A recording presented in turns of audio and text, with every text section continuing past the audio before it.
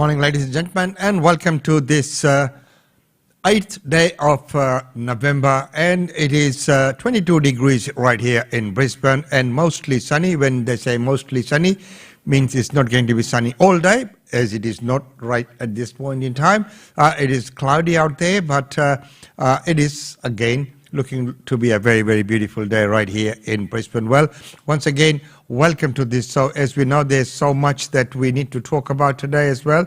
There's so much that's been happening out in the community, and we will go through that very quickly. But don't forget that today we have Giri Sriraman coming at 10 a.m. with his monthly show, and today he'll be talking about the religious vilification, which is of concern in today's society. And so we'll talk about what has been done, or what can be done, and or what should be done, and all of those coming up at 10 a.m. But right now, let's get on to the news in this segment.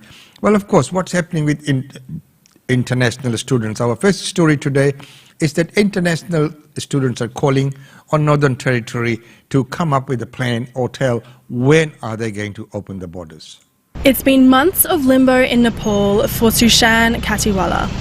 Big dreams of studying in Australia on hold indefinitely amid tight border restrictions. Initially it was very difficult because I was not expecting at all that I have to study online.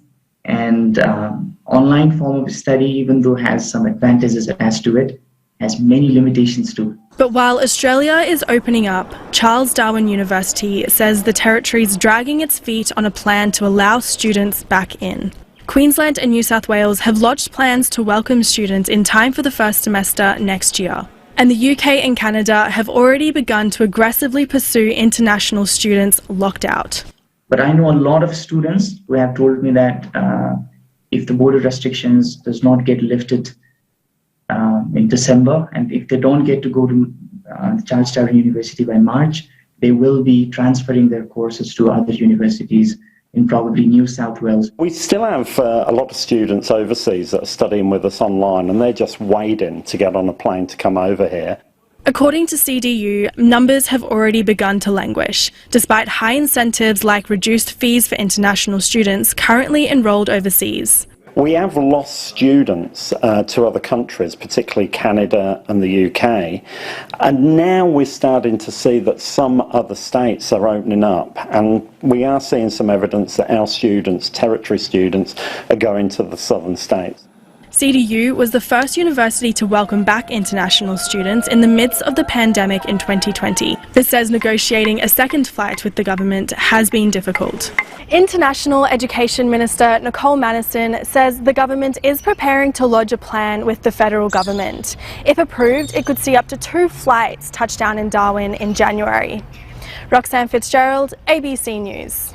Well, there we go. Well, Queensland is opening up slowly, and of course, as in the report, we found out about a lot of students going to Canada, and that's been happening, you know, with the migration and the other segments as well, that people have been heading more towards Canada, which has been more open and a little bit more receptive. Well, right now here in Australia, let's track those COVID numbers and see how we are doing on this Monday, the 8th of November.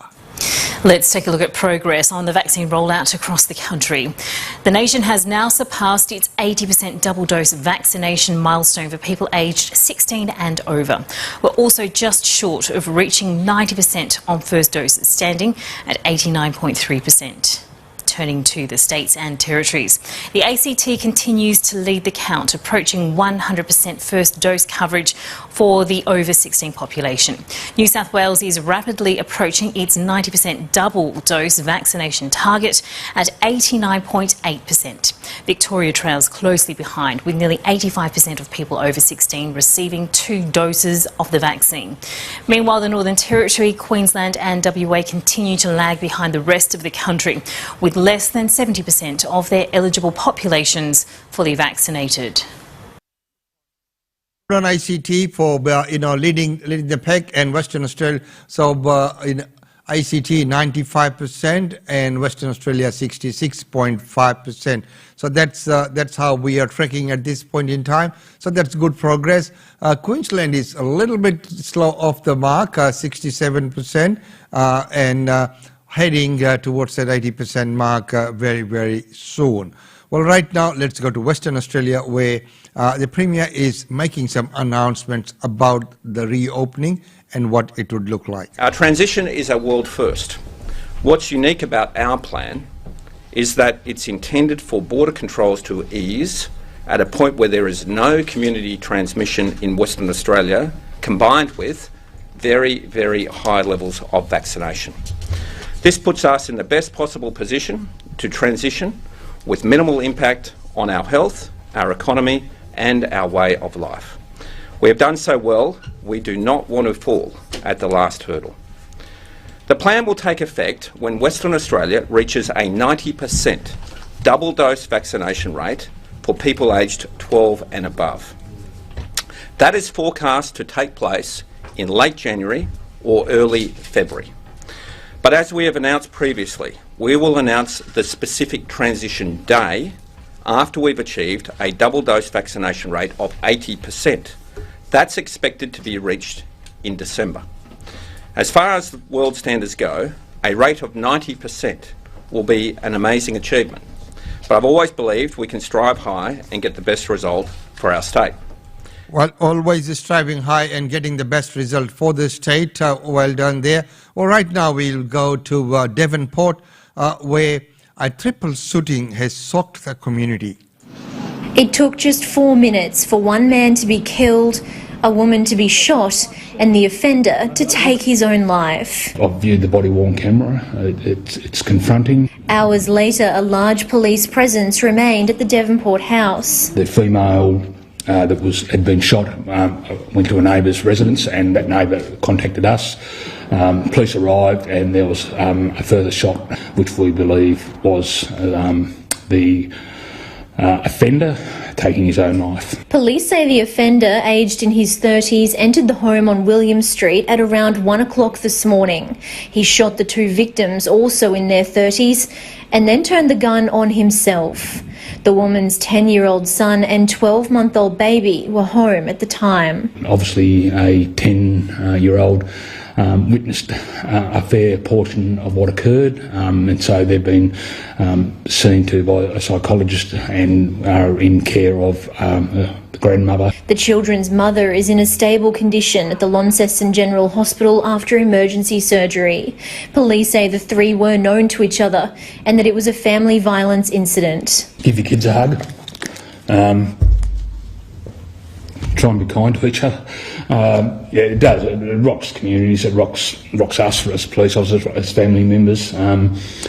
Yeah, you just never know what's going on behind a closed door sometimes. Today, neighbours watched on as evidence was collected. Eerie feeling, really, when you see all that street, no cars. Very, very sad that, yeah, this sort of... Very sad indeed, and there's the domestic family violence situation is suspected, but the full reports will emerge as they happen. So, if anyone is in any trouble, if anyone needs any information, please do reach out.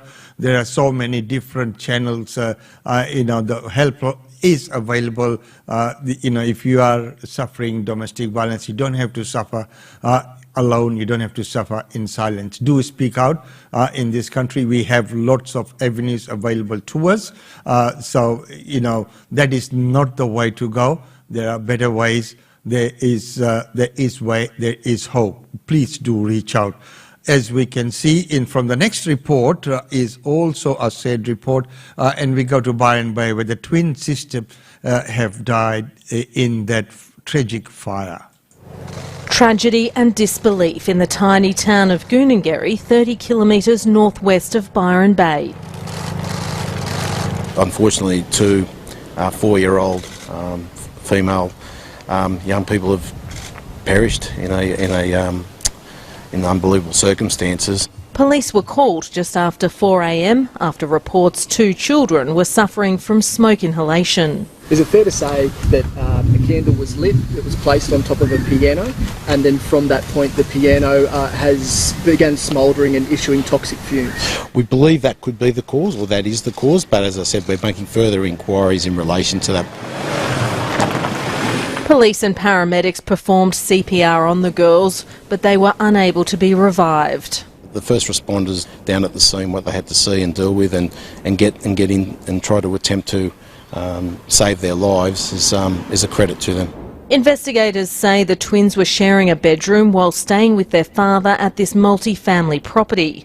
A woman at the scene was also treated for shock. That area is a very tight-knit community, and I can only imagine the grief that people are feeling right now. The New South Wales Rural Fire Service has also appointed an investigator who'll work with police to determine exactly what happened. And we will bring to you the report once that come to hand on exactly what happened there. Right now it's time to go to our daily India report. With that, let's welcome Ankita.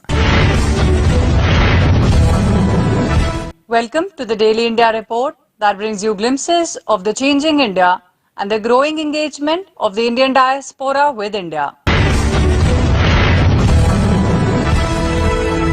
In our first story, political leaders, prominent personalities greet Indians on Diwali. US President Joe Biden lighted a diya or earthen lamp at the White House. Numerous political leaders, including US President Joe Biden and UK Prime Minister Boris Johnson and other prominent personalities, took to social media to extend their greetings to Indians celebrating Diwali, the festival of lights. Diwali is observed on the 15th day of Kartik, the holiest month in the Hindu lunar calendar. The legend is that on this day Lord Ram returned from a 14-year-long exile, during which he fought and won a battle against the demon king Ravan. In a joint statement, President Biden and First Lady Jill Biden said in the wake of the COVID-19 pandemic, this year's Diwali carries an even deeper meaning. They said it is their honor to be the first president and first lady to light a diya together in the White House to celebrate Diwali, the festival of lights that is observed by more than 1 billion Hindus, Jains, Sikhs and Buddhists in the United States, India and around the world.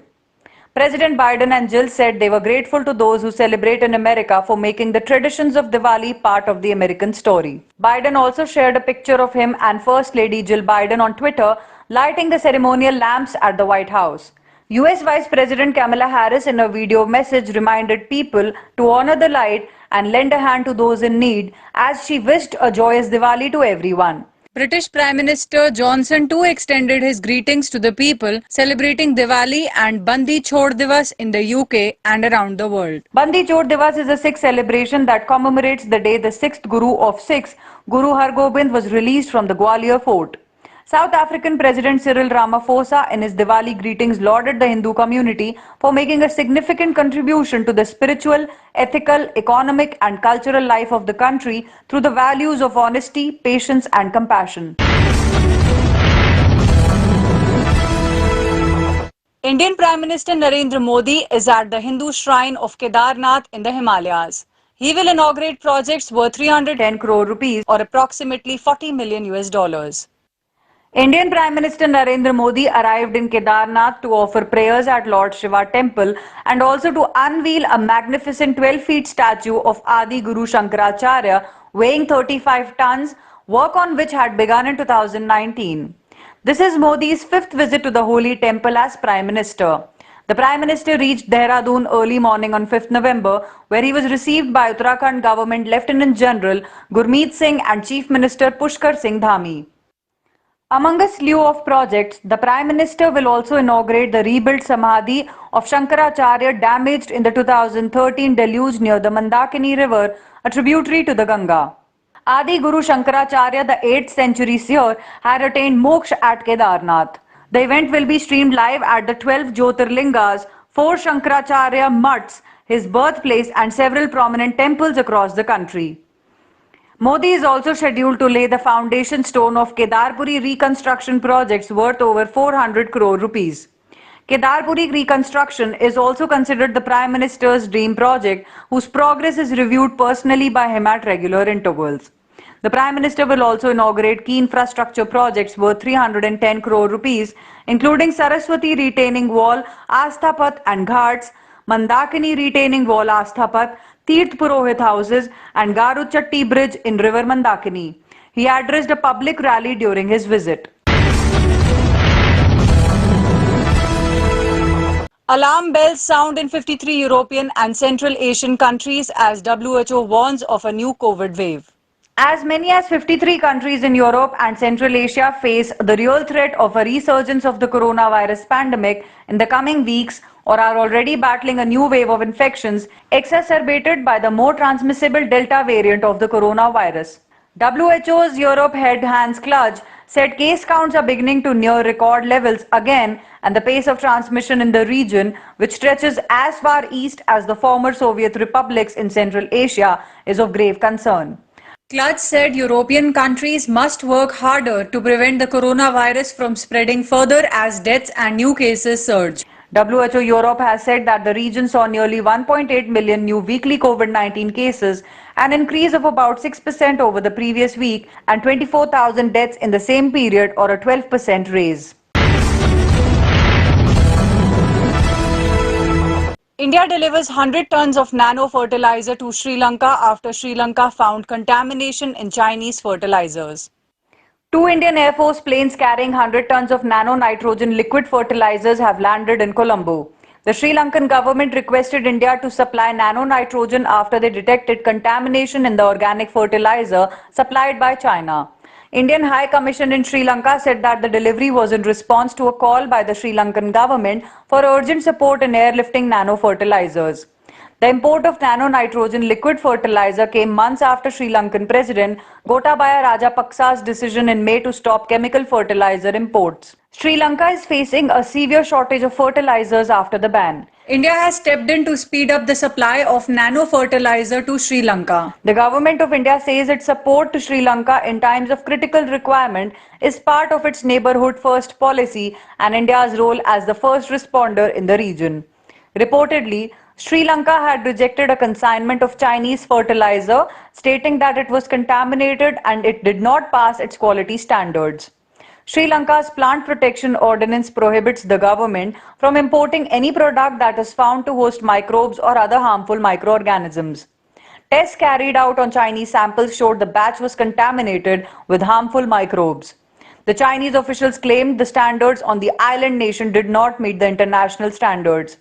Sri Lanka conveyed its decision to China with a non-compliance report informing Beijing that it has not followed for a bulk permit to the Chinese batch of fertilizers, which prevents it from entering or loading in Sri Lanka.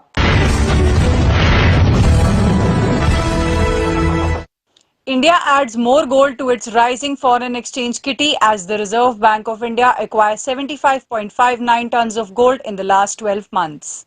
India is adding more gold to its rising foreign exchange kitty of $640 billion. The Reserve Bank of India has acquired 75.59 tons of gold in the last 12 months, boosting the gold reserves of the country significantly. The Reserve Bank data shows that the central bank held 743.84 metric tons of gold as of September 2021, more than 11% compared to 668.25 tons held in September 2020. The value of the gold holdings, however, rose by just $960 million to $37.389 billion in September 2021 from $36.42 billion in 2020.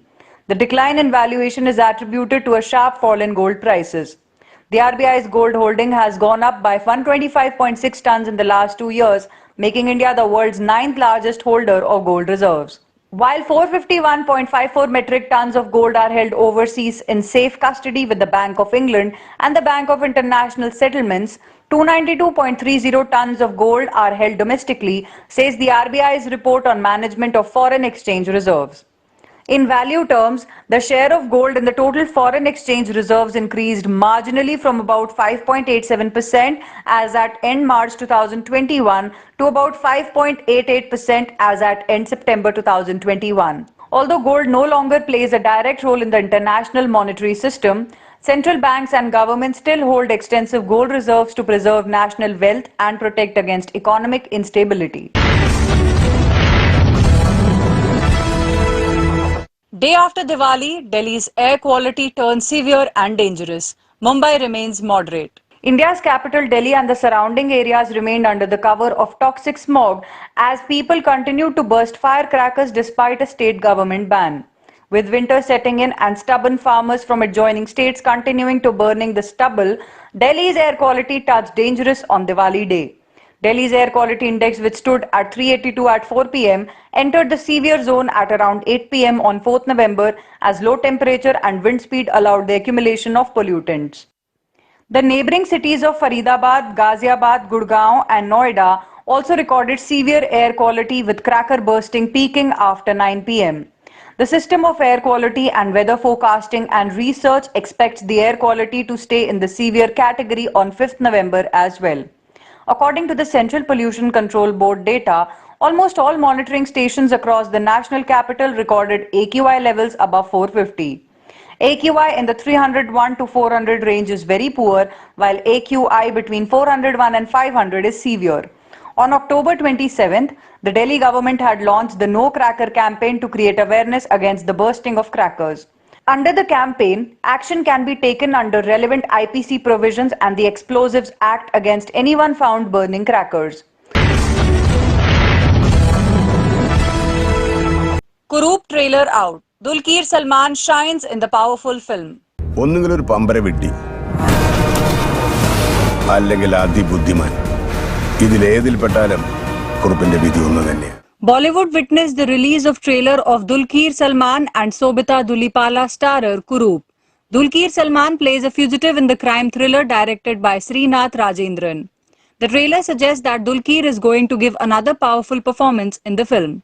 Kurup will be released in 4 languages, namely Malayalam, Tamil, Telugu and Hindi. Kurup is based on the life of the fugitive Sukumara Kurup, Kerala's most wanted criminal. The crime thriller was initially slated to release in 2020. However, theatres were shut due to the COVID-19 pandemic. After a year, Kurup will have a worldwide theatrical release on November 12th. The Kurup story is jointly written by K.S. Arvind, Jitin K. Jose and Daniel Sayuj Nair. The film stars Dulquer, Indrajit Sukumaran, Sunny Vane, Shine Tom Chacko, Sobita Dulipala and Bharat Srinivasan in key roles. മുഖം മാത്രമേ ഇവിടുന്ന് കഴിക്കുന്നുള്ളൂ ബാക്കി എവിടെയെങ്കിലും ഇട്ട് കത്തിക്കാം. That's all for this bulletin of Daily India Report. Thank you for watching.